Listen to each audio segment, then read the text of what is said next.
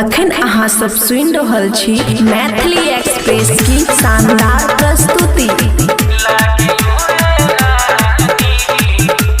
DJ Manish Raxaul, खुशी recording studio बलुआहा।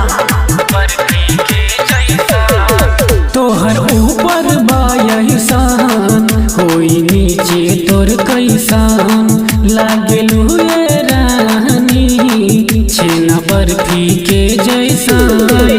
तोहर ऊपर बायसान होई नीचे तोर कैसान लागलू ये रानी छेना बर्फी के जैसान।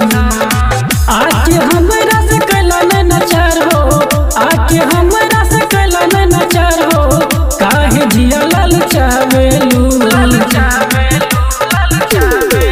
तोहर ऊपर बायसान होई नीचे तोर कैसान लागलू ये रानी छेना बर्फी के डीजे जैसान। मनीष रक्सौल,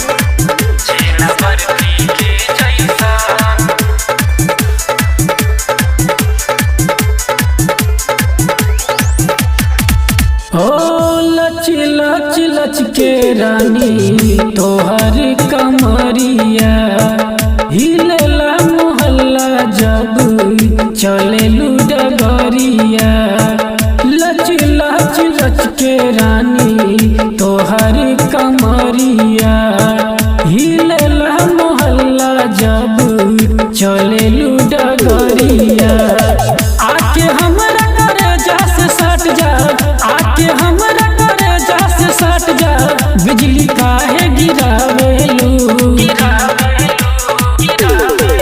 तोहर ऊपर बायसान होई नीचे तोर कैसान लागलू ये रानी छेना बर्फी के जैसान।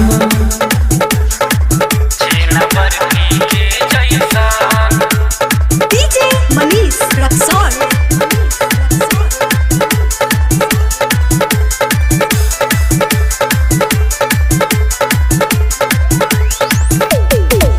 हो गजबे जमानी आई 16 बरस में, धक धक दिल धड़के इहे उम्र में।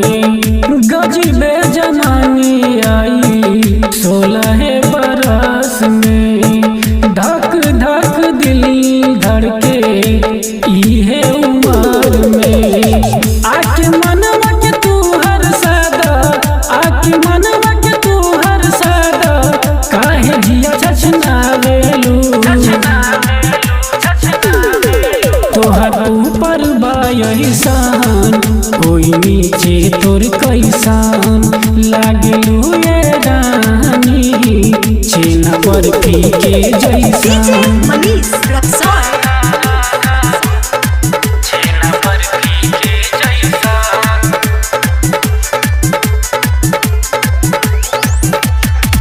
हो करीना कपूर के जैसान फेरेलू नजरिया, कर जवाब पे गिरे लागल हमारा बिजुरिया।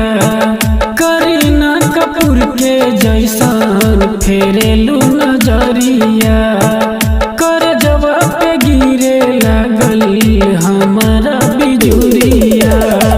अमी दीवाना से कलन नचार हो, अमी दीवाना से कलन नचार हो, काहे मन दहकावेलू।